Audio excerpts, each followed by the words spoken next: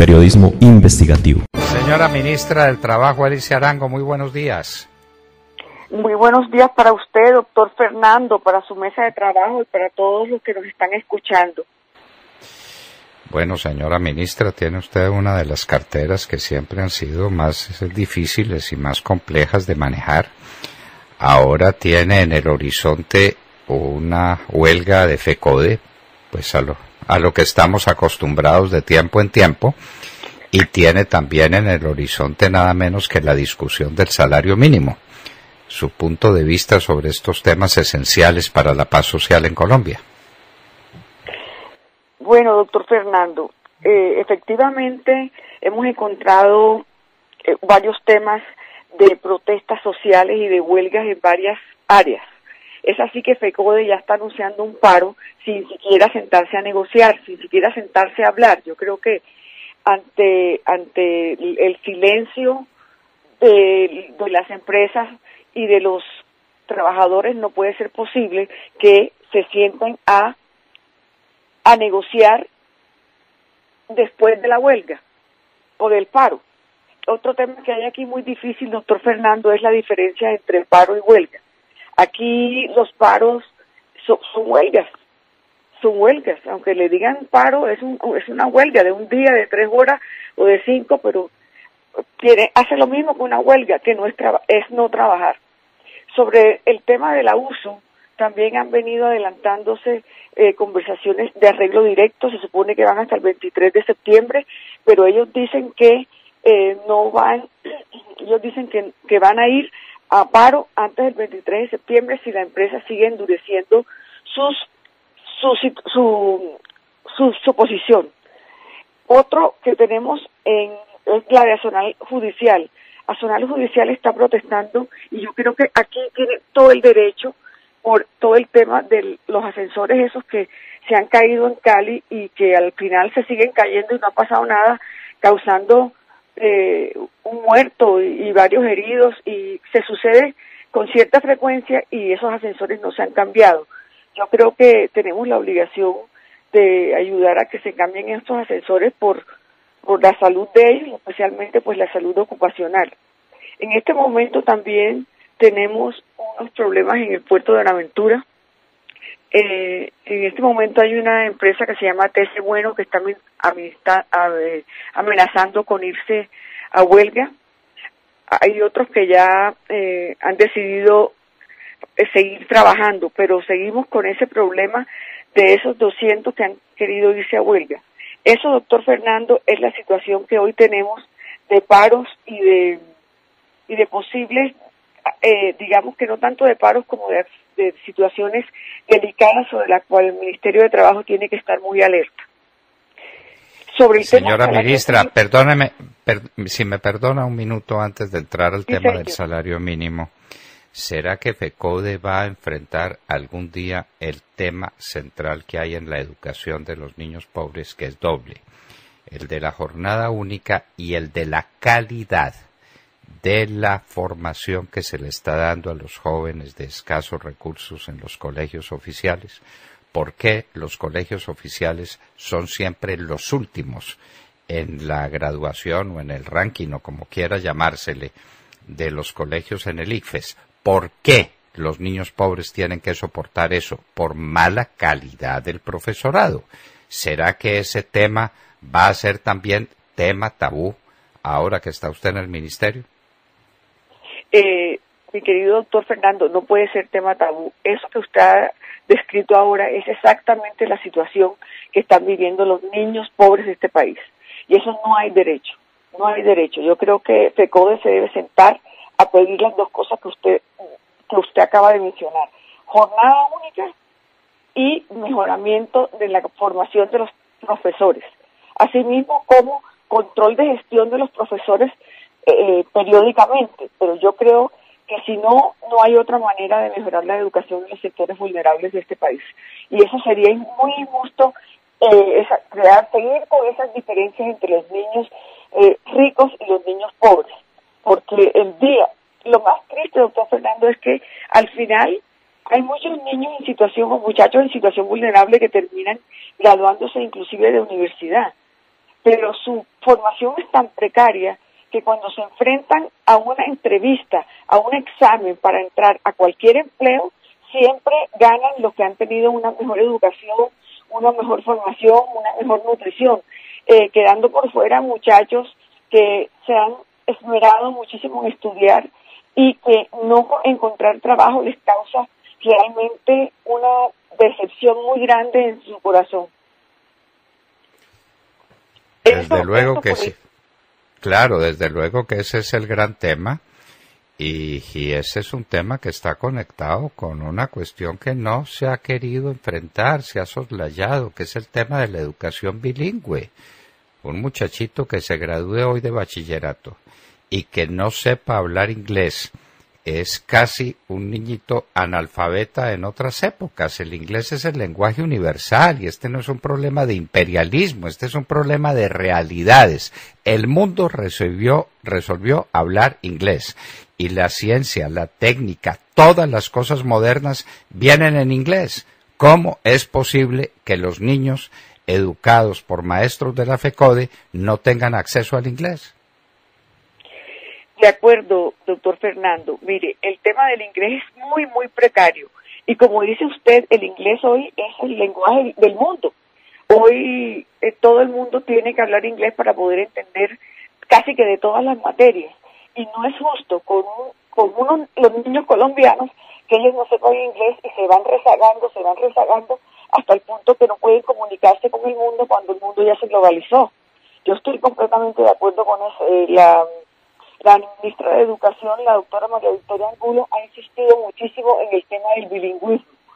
Asimismo, doctor Fernando, en el tema de la alimentación escolar, porque no puede ser posible que los niños aquí se mueran de hambre, doctor Fernando, porque se roban la plata para la educación, para sus almuerzos y sus refrigerios. Entonces, esos niños, la mayoría llegan al colegio sin haber probado nada. Y la idea es que ese programa de alimentación escolar va a ser muy distinto, las minutas también van a cambiar y se va a ejercer un control muy grande sobre los contratistas. Y Dios quiera que la política no entre en estos contratos, porque la política es la responsable que los niños en Colombia se mueran de hambre por hacer contratos y quedarse con la plata de los niños. Qué horror, qué horror. Se dice fácil, pero le parte a uno el corazón que se le puedan robar la plata del refrigerio a un niño pobre. Es decir, eso es de una crueldad, eso es de una inmensidad en el terreno de la moral negativa que uno se queda sin palabras. Bueno, y ahora sí, en el horizonte estamos en septiembre y de aquí al mes de diciembre vendrán las negociaciones por el salario mínimo, que son siempre negociaciones conflictivas, delicadas, y obviamente lo son, pero tenemos una inflación muy baja. Ante esa inflación muy baja y ante la necesidad de competitividad del sector empresarial, ¿qué podemos pensar sobre el salario mínimo para el año entrante?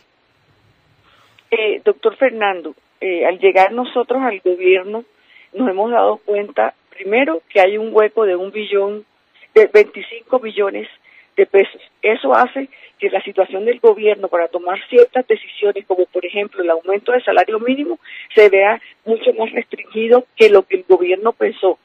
Cuando durante la campaña el presidente Duque insistió en bajar los impuestos y subir los salarios para que los empresarios tuvieran un espacio y le pudieran entregar, digamos, subir el salario a sus trabajadores. Con este hueco y la situación que tiene Colombia hoy en día, yo creo que ese tema sigue en estudio. Hacienda está haciendo todos los estudios posibles para ver cuál es el impacto fiscal que causa un aumento superior a la inflación del salario. El gobierno tiene toda la intención de que sea un poco superior a la inflación, pero no podemos en este momento decir cuánto será. Nosotros ya tuvimos una primera reunión de la Comisión de Concertación que solamente se reúne en Colombia para el tema del salario mínimo. Yo he considerado que la Comisión de Concertación también se tiene que reunir, como dice la Constitución, para temas laborales, no solamente para el tema salario mínimo, de tal manera que todo el año trabajadores y empresarios vengan discutiendo los problemas que los aquejan, las inquietudes que tienen y se vayan resolviendo antes de llegar a situaciones extremas como es la huelga. Sobre el salario mínimo, doctor Fernando, hoy solamente le puedo decir eso. Se adelantó el tema del salario mínimo por el proyecto de ley que presentó el presidente Álvaro Uribe sobre un aumento extraordinario del salario mínimo. Pero el gobierno todavía está midiendo el impacto fiscal de ese proyecto de ley.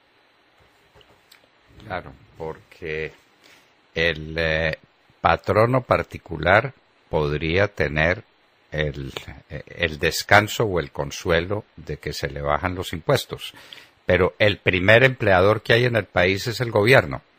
El primer empleador es el más grande de todos, lejísimos de cualquier otro, y al gobierno no se le rebajan los impuestos. Entonces, dígame, es un aumento solamente en los costos, y es un costo con una presión inflacionaria y con unas dificultades supremamente serias, sumado a un hecho que no ha sido cuantificado, y queremos que usted nos diga si en el ministerio tienen ya una idea aproximada de lo que significa la llegada día por día de inmensa cantidad de venezolanos que vienen a buscar alguna oportunidad de trabajo, la que sea, a cualquier precio, inclusive por debajo del salario mínimo y sin contar con ninguna de las ventajas que se ofrecen al trabajador colombiano por mantenerse dentro de un trabajo digno, dentro de un trabajo formal. ¿Qué hacer en ese caso? A ver, el tema de la población venezolana, de esta migración, ha sido punto número uno para el ministerio, por supuesto, porque no solamente porque hay que generarles trabajo a ellos, un acto de solidaridad con nuestros hermanos venezolanos que prefieren venir a pasar los trabajos que están pasando aquí que quedarse allá. Siempre me pregunto si la gente se viene caminando de sus ciudades, de sus pueblos, ¿cómo será la situación que están viviendo en Venezuela? Tiene que ser terrorífica, porque venir a pasar también trabajo acá, uno diría, Dios mío, ¿qué es lo que está pasando en Venezuela? Y que nosotros no sabemos todavía qué es lo que está pasando realmente allá. Nosotros tenemos registrados, doctor Fernando, hasta hace como una semana, 870,000 venezolanos.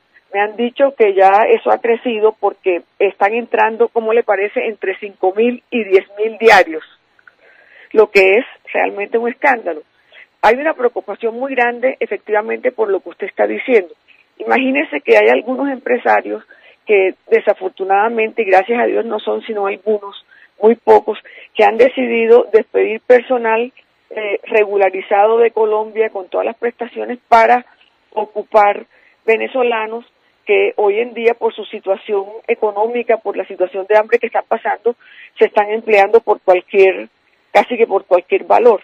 A mí, yo sí quisiera hacer un llamado a los empresarios en el sentido que nosotros no podemos dejar sin trabajo a los colombianos, que nosotros tenemos la obligación de formalizar a nuestros trabajadores colombianos, que lo que tenemos que hacer es ver cómo generamos oficios y ocupaciones y regularizamos a los venezolanos de tal manera que tengan derechos, pero también tengan deberes igual a los colombianos y no nos estén desplazando a nuestros trabajadores, porque eso nos puede crear un problema muy grave.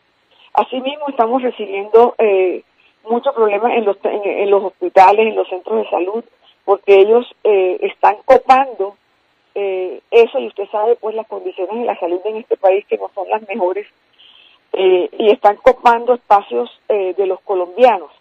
Asimismo, en los colegios públicos. Entonces, esto es un tema de una urgencia inmediata, doctor Fernando, porque esta migración está aumentando a una velocidad increíble. Es más, dicen que la velocidad de esta migración ha sido una de las mayores en el mundo, incluyendo Siria, todos los países del Oriente, del Medio Oriente. Esta ha sido la velocidad del número de migrantes que está entrando a Colombia a diario. Nosotros tenemos la tarea de hacer una ruta de empleabilidad con los venezolanos. En este momento estamos haciendo terminando un inventario sobre cuáles son las profesiones, qué saben hacer, qué oficios han tenido, de tal manera que nosotros podamos hacer primero una formación a los que están regularizados y tratar de ir regularizando el resto, porque si no están regularizados, digamos que no deberían trabajar formalmente y menos desplazar a nuestros trabajadores colombianos. Bueno, y tenemos, no se le olvide, que el 48% de los supuestos trabajadores que hay en Colombia son trabajadores informales, en la medida que eso sea un trabajo. Entonces usted tiene el desafío de 48% de trabajadores colombianos que están en la informalidad y que deben ser formalizados. Y tiene de encima los centenares de miles de venezolanos que desesperados vienen por un plato de comida a Colombia y que están dispuestos a trabajar por cualquier cosa, porque cualquier centavo que ellos guarden, que logren ahorrar, sirve en Venezuela, porque con un peso colombiano se compran muchos bolívares en Venezuela. Situación dramática, nos parece que nunca fue tan difícil la cartera del trabajo como la que usted está enfrentando, ministra, porque tiene problemas inmensamente serios en el campo laboral en Colombia, porque es fácil decirle a los empresarios que no dejen de tener el empleo regular para los colombianos, pero en muchos sitios, en el campo, en muchas faenas domésticas, en muchísimas manifestaciones de la fuerza laboral en Colombia, resulta infinitamente más barato contratar un venezolano desesperado que regularizar un trabajador colombiano, ministra. Doctor Fernando, sobre eso yo quiero hacerle unos comentarios. Mire, efectivamente en Colombia el tema de la informalidad es escandaloso. Cuando uno tiene el 36.4% de formalidad en el país, porque lo que estaban midiendo eran las 13 ciudades principales que tienen un 50% de formalidad, pero el país tiene el 36.4% de informalidad, de formalidad, lo que es aún más escandaloso. Y mire, la población rural de Colombia solamente está formalizado el 14%. Yo creo que sobre eso hay varios motivos. Uno de ellos es precisamente que Colombia tiene unos regímenes laborales muy estrictos que no dan movimiento al empleador. ¿A qué me refiero? Colombia tiene que mirar hacia el trabajo por horas, tiene que mirar que, por ejemplo, doctor Fernando, un muchacho que salga a la universidad a las 4 de la tarde pueda trabajar de 4 a 8, que una ama de casa puede trabajar en la mañana cuando los niños están en el colegio. La rigidez de no permitir eso hace que muchos de nuestros trabajadores entonces sean informales, negándoles la posibilidad de una pensión y de la salud, lo cual es muy grave. La idea podría ser, porque esto apenas se va a discutir, ni siquiera, pues, esto creo que a la primera persona que se lo digo es a usted, sería viendo a ver cómo por el número de horas se paga el tema de la pensión y el salario. Pero usted sabe, doctor Fernando, que hay empresas que necesitan solamente una persona 3 horas al día, o un recogedor de café, solamente necesita recogedor en el momento de la cosecha, o un pescador de grandes dimensiones solamente hay 4 o 5 meses de veda al año. Entonces, pues no puede tener las personas empleadas todo el año. Yo creo que sobre eso es un tema muy delicado que Colombia tiene que discutir y sentarse a discutir sobre ese tema para dar un poco de mayor flexibilidad al empleador y que más personas también tengan derecho a trabajar informalmente. El otro tema, doctor Fernando, es el tema de la estabilidad laboral reforzada. Eso es un tema que está haciendo mucho daño en el país, lo mismo que las incapacidades. Mire, el sector de la caña tiene el 18% de sus trabajadores o en la casa con una incapacidad o una invalidez o trabajando en funciones para las cuales no fueron contratados. Eso genera realmente un desorden en el tema del trabajo, de la regularización de los trabajadores en el país. le cuento una cosa, ese tema de la estabilidad laboral reforzada también es un tema de los médicos. No puede ser posible, doctor Fernando, que aquí también haya médicos que dan incapacidades, pues, por todo. O sea, eso no puede ser posible. Yo creo que le están además quitando la oportunidad de ser bien atendidos a las personas que realmente lo necesitan. Yo también quiero hacer un llamado en el sentido que se deben dar incapacidades cuando realmente se necesitan, pero no dar incapacidades por dar incapacidades. Inclusive se ha llegado al punto que dan incapacidades de dos en 2 días para que nunca a la EPS le toque pagar, sino que les toque pagar siempre a los empresarios. Yo creo que esas son cosas que no deben ser, porque le quitan seriedad tanto a los trabajadores como al sector laboral de trabajadores, porque no puede ser posible que haya empresas que tengan el 10%, el 18% de su personal parado. Y que además, doctor Fernando, no les dan la invalidez. Nos ha dado usted unas cifras y nos ha puesto en contacto con unas realidades que son azarosas, pero que el país tiene que enfrentar. Eso sí no tiene solución ninguna. Además, porque tenemos que ser competitivos. ¿Y cómo es uno competitivo cuando tiene estas condiciones laborales que son inmanejables e insostenibles? Y mientras tanto, el 65% del empleo en Colombia es informal. Es el dato que nos da la señora ministra, porque la informalidad del 48% estaba dado por las 13 principales ciudades, pero que haciendo el cálculo a fondo de todo el país, como hay que hacerlo porque el país es uno solo, la informalidad es del 65% y en el campo la formalidad es prácticamente inexistente. Apenas para algunos sectores como el sector azucarero, por ejemplo, que es el sector más formalizado que hay entre todos los sectores agrarios del país. Pues, ministra... Doctor Fernando, sí, ¿me deja decirle otra cosita? Le dejo lo que quiera.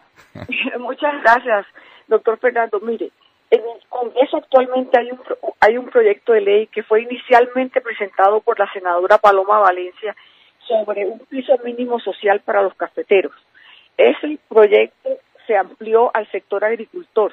Yo creo que eso nos va a ayudar muchísimo a formalizar el campo, porque permite trabajar por las horas que se necesiten. La pensión se entregaría a los BEPS, que son los beneficios de tratamientos periódicos, para que las personas que no alcancen a tener una pensión puedan tener parte de la pensión cuando ya sean adultos mayores. Y además tienen el tema de salud ya integrado dentro de ese piso mínimo social. Yo creo que eso es una buena solución para empezar con el campo, para no dejar la gente sin salud y sin pensión, porque si no es pensión, sino ese BEPS, pero tienen ese beneficio que hoy no tienen, doctor Fernando. Es que nosotros también tenemos que lograr ir paso a paso, y eso lo tenemos que entender todos en Colombia y también todos los trabajadores, que nosotros no tenemos que decidir ahora que las nóminas en el campo se tienen que pagar igual a que la ciudad, porque no es posible, porque además el tipo de trabajo es muy distinto. Otro temita que le quería contar, mire el tema de las pensiones. Nosotros tenemos 22.382.000 ocupados. De esos, 1.800.000 ganan el salario mínimo, ¿sí? ¿Y dónde me deja usted cuántos cotizan a pensión? Aproximadamente 8 millones. El resto no tiene pensión. Entonces, esos son números muy difíciles, porque ¿qué le espera a los trabajadores dentro de 5 o 10 años que ya terminen su edad de trabajar? Pues lo que está pasando con los trabajadores cafeteros. Y ahí hay un problema social y ahí hay un problema de educación enorme. El cosechero cafetero, y eso pues me consta, eso no me lo ha contado nadie, sino que lo he vivido, trabaja duramente medio lunes, martes, miércoles y jueves en época de buena cosecha, se gana un poco de plata, como él dice, que de jornaleado, y se va a una cantina a beberse el dinero que tiene hasta que necesita que le presten la plata para volver en bus o en un taxi hasta la finca que lo ha contratado. Esa es la realidad. Entonces no hay economía ninguna, no hay ahorro ninguno, no hay previsión ninguna para el futuro. Y el futuro llega, y llega la vejez, y esa persona no tiene nada después de haber malbaratado todo lo que tiene. Es un problema de formación, de educación y de disponibilidad y de facilidad de que el trabajador cafetero tenga algo que lo arraigue, porque el cosechero ocasional es una persona esencialmente desarraigada. Pues, señora ministra, va a tener usted mucho en qué ocuparse. Nos parece que nunca fue tan delicado ese ministerio como hoy, de manera que el Espíritu Santo la ilumine y que Dios le dé fortaleza para soportar semejante desafío como el que tiene entre manos, señora ministra. Muchas gracias, doctor Fernando. De verdad que siempre le pido al Espíritu Santo que me ilumine y a Dios que no me abandone y que yo trate de actuar de la mejor manera en beneficio de los colombianos, tanto los trabajadores como de los empresarios, porque creo que el tripartismo tiene que seguir mucho más nivelado de lo que viene ahora. Es decir, gobierno, empresarios y trabajadores debemos tener una lista de deberes y derechos que debemos cumplir todos. Y le agradezco mucho esta entrevista, doctor Fernando. Un saludo muy especial para los oyentes, para usted y para su mesa de trabajo. Y esperamos seguir contando con su paciencia, señora ministra. Lo que necesite siempre a sus órdenes, doctor Fernando.